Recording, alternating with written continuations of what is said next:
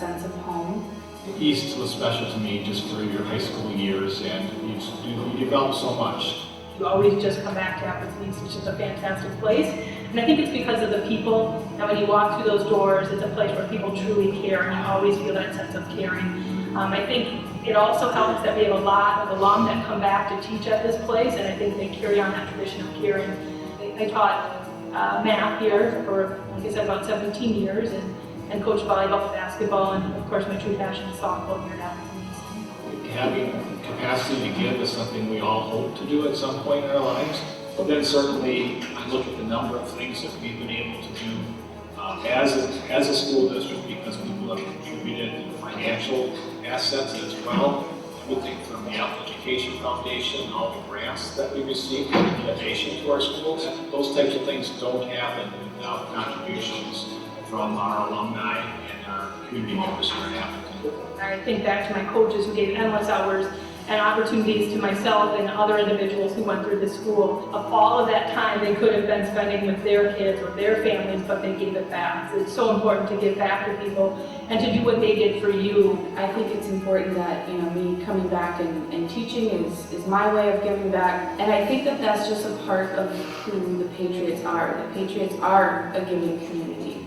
Whether you're a teacher or a student, there's always someone willing to give a helping hand. As a school district, we stretch our resources as far as we can, but clearly budgets will never stretch far as we'd like them to continue to accomplish all the things we'd like to do. And that's why we really need to talk to our local community members, but also alumni. Whether you can give $5, $10, $1,000, it doesn't matter. It's that act of giving, and maybe people matching that act of giving. That's super important.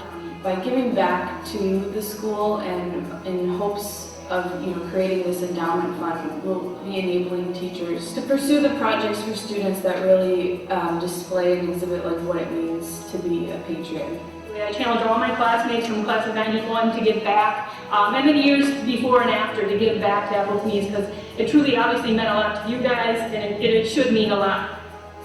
I'd like to challenge the class of 2006 and any of the other graduating classes from 2000 and onward to see if they can't take the time to look back at Appleton East and make a donation. So to my fellow classmates, hopefully you feel like I do, that the foundation you received in your education from Appleton schools is worth giving back to in whatever way you can, and supporting what happens for our students in our schools today.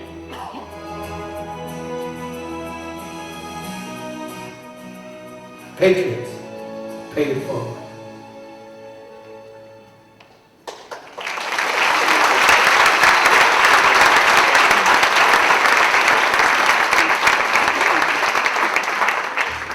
Hello, Patriots! Where are my 90s graduates at? I got a few, all right, that's good. My name is Paul Miller, class of 1999, and current English teacher here at Appleton East.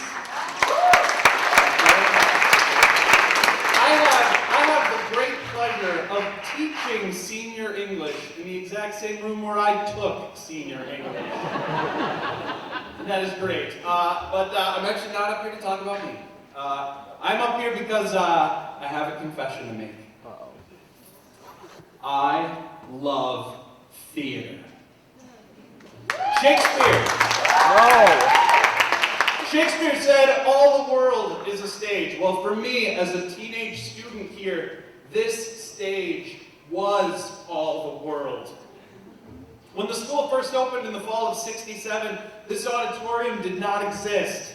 It was to be built in the second wave of constructions. They actually set up a temporary stage in the Commons, where they did a production of Molière's The Imaginary Invalid. I wish I could have been there.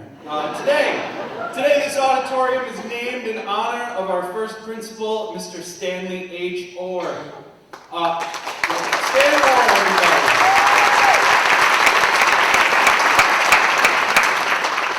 I lived here on these boards for 4 years, and I loved it. It was and is a deep love. Let me put this in perspective for you. My senior year was the fall of 1998. The football team that year went undefeated. We won the conference championship. We went to the third round of the playoffs. Eric Jensen, our star linebacker, has a Super Bowl ring today. I went to no games that year. Because I was busy here at practice, and I'm sorry, Coach Schwanke, but I wouldn't trade it for anything. I love theater. Literature holds a mirror up to nature. It expands our understanding of ourselves and the human condition, but live theater does so with an energy and a mysterious magic between the actor and the audience. In my opinion, the dramatic musical is our highest art form because it combines all of the arts. It takes the literature of the written script and brings it to life with human performance. It has the visual art of scenery, the structural art of architecture, music, both vocal and instrumental. We have dance, we have fashion, we have makeup, we have hairstyling. Theater offers opportunities for painters, wood and metal workers, audio mixers, mechanical and electrical engineers, and lighting designers. Whoever you are, whatever you love, there is a place for you in the theater, even if it's just a seat in the audience. That, perhaps, is the most important role in any play. My oldest brother, Ben, was the first of our family to join East Theater as a technician in 1990. That, coincidentally, was the first year that Deborah Wire and Michael Tross joined the faculty here as drama and forensics advisors.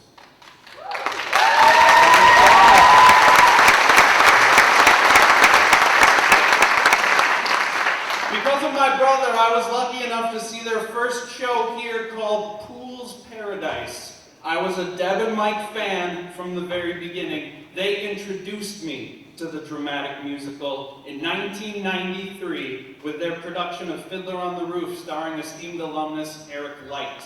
I had the honor of performing in 9 shows here from 95 to 99, including 42nd Street and Hello Dolly. As a graduate, I still come back to feed my love for the dramatic musical with shows like The King and I, My Fair Lady, Crazy for You, The Producers, and In the Heights, to name just a few favorites. For 27 years now, Deb and Mike have made a home for thousands of East students. For more than half of East's 50 years, they have fostered a space for artists of all types to come and make magic. This year, after 65 shows, Deborah Wire-Tross and Michael Tross have announced that they will be stepping down off East Stage and retiring from East Theater and Forensics and Debate. Perhaps you saw them on the cover of the Post-Crescent this morning. They have touched the lives of so many of our students. I am just one of them. But there are others, too numerous to name, like Dan Jessup, a professional actor in Chicago, Kyle Krieger, a special effects makeup designer in New York City, Scott Hawley, a piano and vocal teacher who helps professional actors prepare for their Broadway auditions. And then there's my brother, Otis Miller, a professional circus clown.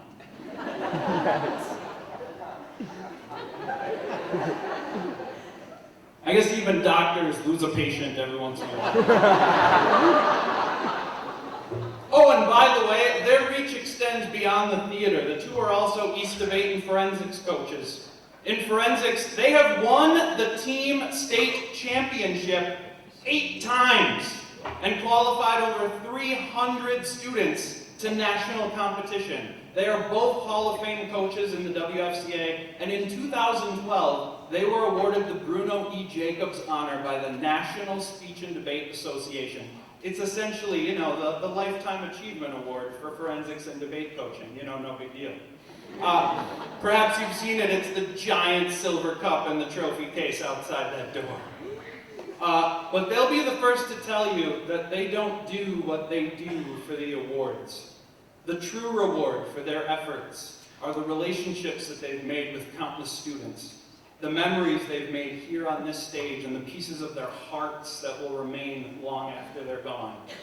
For me, Deb and Mike were those special teachers, the most influential people in all my years of schooling. They're probably the reason I'm a teacher today. They taught me to love theater. And now, for creating so many memories and so much magic, please join me in thanking them.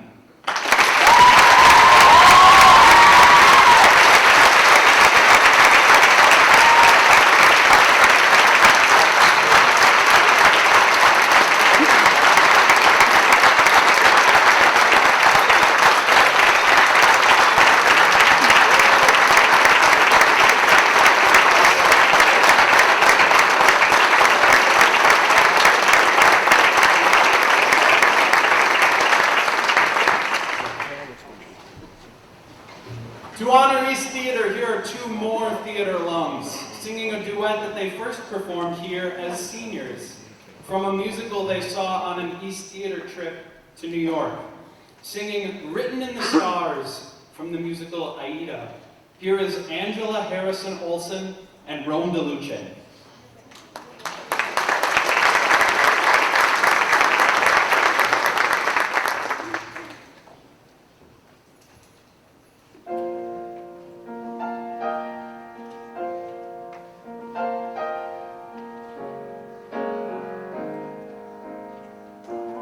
Here to tell you we can never meet again.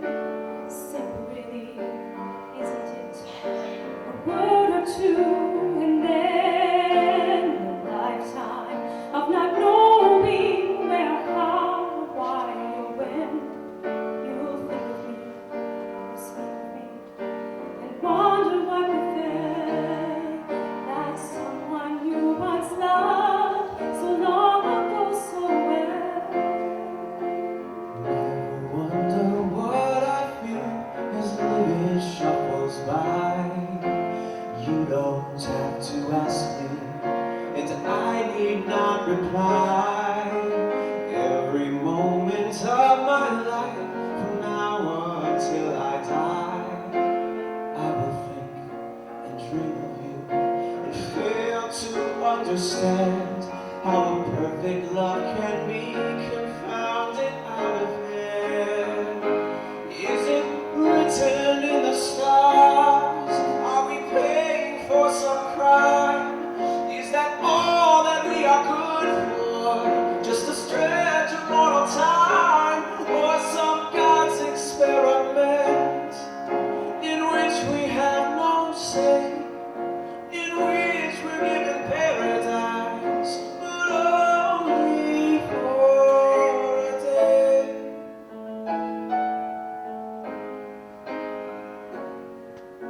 Nothing can be altered, there is nothing to decide. No escape, no change of heart, nor any place to hide. Oh, you are all I ever want, but this I am denied. Sometimes in my darkest thoughts, I wish I never learned what it is to be enough and have that long return. Is it written in the stars? Are we paying for some crime? Is that all that we are good for? Just a stretch of mortal time, Or some God's experiment in which we have no say, in which we're given paradise,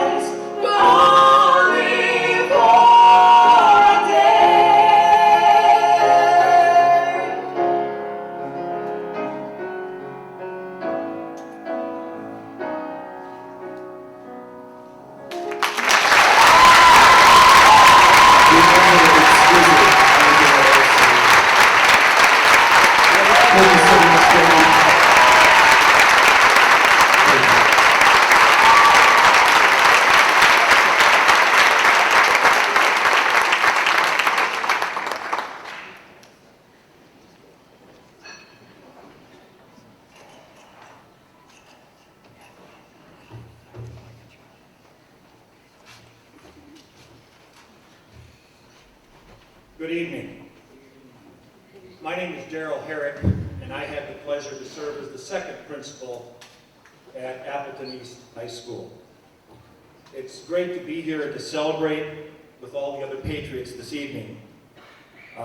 Stan was here for 26 years, and quite frankly, I never met him until today's gathering. I want to thank Matt and Corey for inviting me back today. And as with many events that Mike and Deb can tell you about, there's a lot of work that goes behind the scenes that doesn't get credit. And I think Corey Otis and all the staff and students that performed tonight need a great round of applause.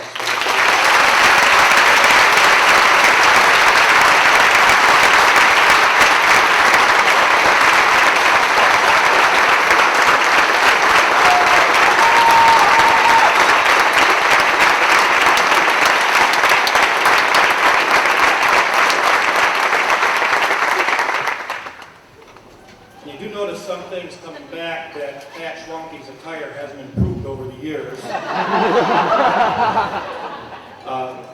do want to thank all the people during my tenure here at East, some tremendous staff, some great teachers, and certainly some great students. But I want to do a special shout out to the administrators that I worked with over my time here. Justin Stanaher, Barb Lidke, Craig Warwick, Dick Fahrenholtz, Becky Walker, and Tim Zackow. Also, there are a couple of key staff members that I saw today that couldn't be here this evening, and that is Barry Bausch, and Mike Hoffensberger, Hoppy, who probably to me emulate some of the compassion that Matt talked about tonight. They are absolutely great educators, deeply care about kids, very compassionate people, and amplify everything good about Appleton East. There are many things I was very thankful for and proud of during my time at Appleton East, too many to share in this brief time.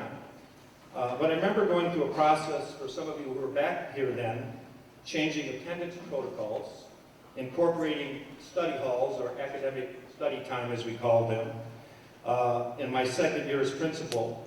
I also was fortunate to receive from the state of Wisconsin, we were one of 5 schools to receive super school technology grants that I had nothing to do with. I was just a recipient, and gave this staff and students a wonderful opportunity to work in some innovation with technology that has been advanced throughout the state as a result of the work here.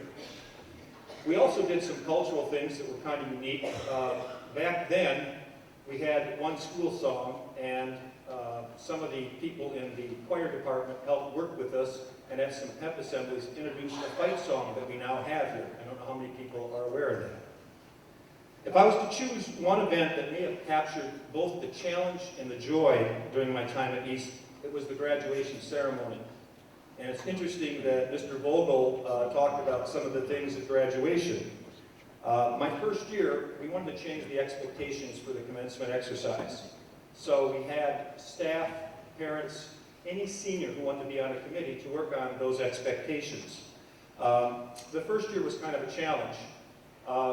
The students here had a little history of rebellion, I'll say, and at that ceremony, during the middle of the ceremony, I was on stage, and off to my left I looked, and I saw Jim Hikes, the choral director at that time, look down, and as I looked over, there was a mouse that a student had let go, and only people in that area saw it.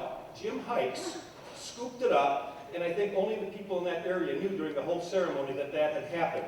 But I talked to Jim about it today, and we both had a laugh about it. My last year, I was completing my doctoral degree, and the students had what they always call the principal's gift.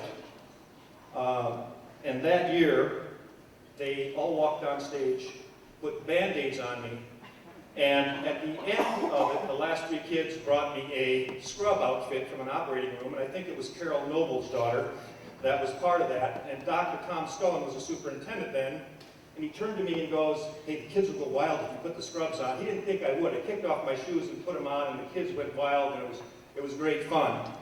And just to prove to you that that's still important to me, this is what it looked like back then.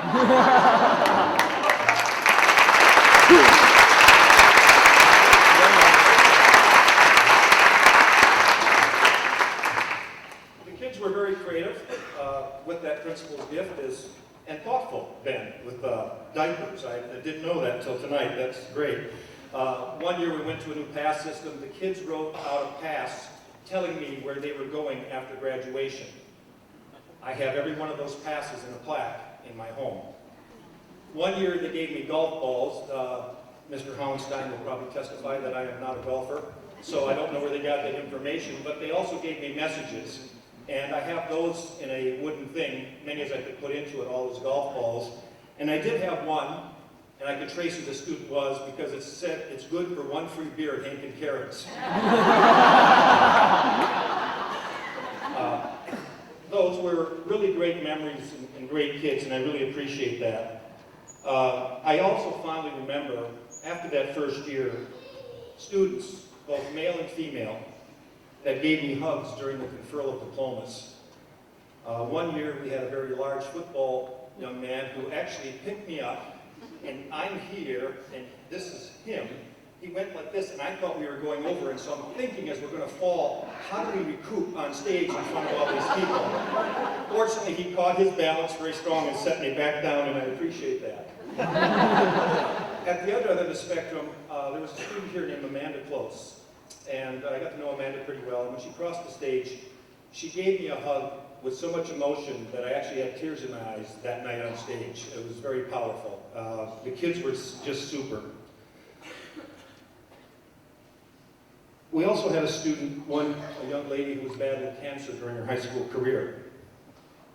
As Jolene Anderson crossed the stage that evening to receive her diploma, all of the other graduates spontaneously stood up and gave her a long-deserved standing ovation.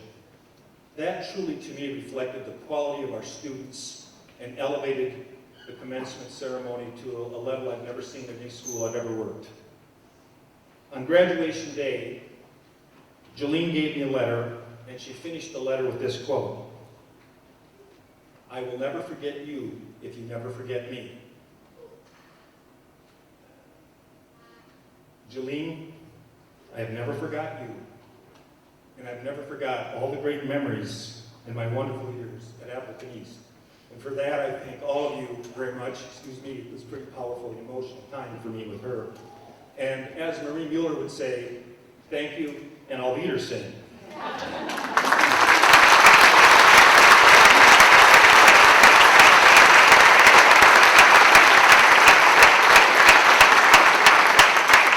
At this time, I'd like to introduce the Appleton East Honors Orchestra, playing October by Eric Whitaker and arranged by Paul Lavendar. Thank you and have a great night.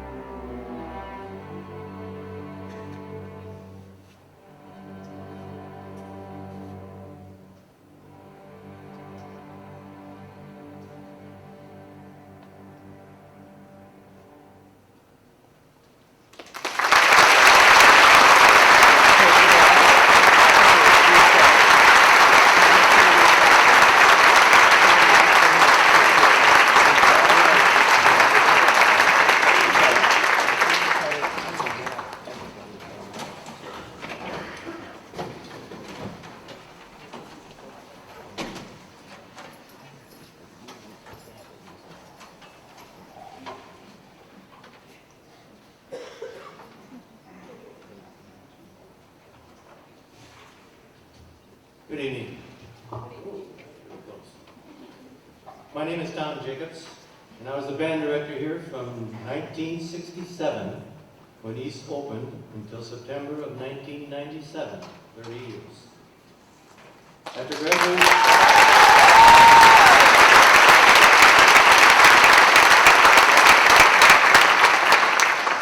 graduating from the University of Wisconsin-Milwaukee, I took my first teaching job in Las Vegas, Nevada. After a year there, I met with Frank Camella, supervisor of music here in Appleton, and my former high school band director. Yes, I am an Appleton native. Frank told me that Appleton was going to build a new high school in 3 years, and that the new band director would be chosen from the present staff. So if I had any thoughts about applying for that job, I should take the job at Wilson Junior High School for the fall of 1964. Well, as things turned out, Stan Orr, the new principal at East, did select me to become the new band director at East High School. What a thrill. The energy, enthusiasm, excitement at the opening of East High was electric. All I had to do was direct that energy into the goals I had set for the band. The first major accomplishment for the East Band was to perform at a Green Bay Packer game. And I believe that the East Band is the only band from Appleton to do that feat. Next came the Appleton East Goes South for the Orange Bowl Parade. I would like to make a side note that when we came back from the Orange Bowl, the percussion players were bringing all of their equipment into the band room. And normally a percussion player can lift one box of drums with no problem. It took 2 boys for each box. I said to them, "What's going on? Open up that box." Each drum box was filled with oranges and grapefruit.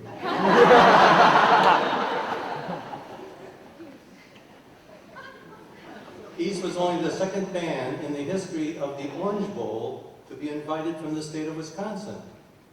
In 1967, the East Band was the only band from Wisconsin invited to the bicentennial parades in both Washington, D.C. and Philadelphia, Pennsylvania. For that event, we had 40 days to raise $40,000. As with the fundraising for the Orange Bowl, the East Band printed a second edition of the Patriot Cookbook and restarted the Work Bureau. About a week before the parades,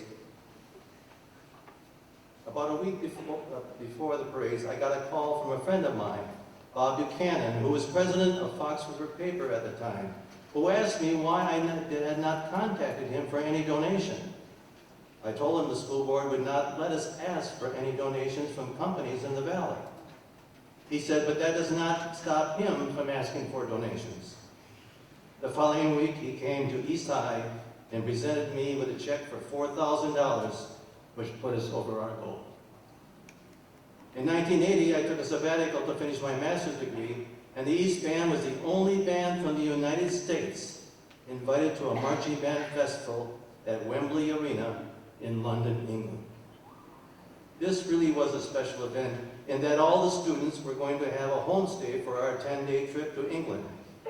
About 2 weeks before we were supposed to leave, I got a call from my contact in England telling me that half the band was going to be in British homes and the other half in a youth hostel. Needless to say, this was not acceptable. I learned that a drum and bugle corps would host the remaining students who were rather reluctant, not knowing anything about the East Band. At this point, I went to our principal, Stan Orr, explained the situation, and he said I better go over early to reassure these parents that the East students were very responsible. So we ended up with half the band in Hadley, Benfleet, and half the band in Harlow, Newtown. After that event, the East Wind Symphony went on 3 more concert tours in England, culminating with the final tour in 1997 when I retired, when the East Band performed a concert in Creighton Hall with 2 British military bands. When we entered the city, we were met by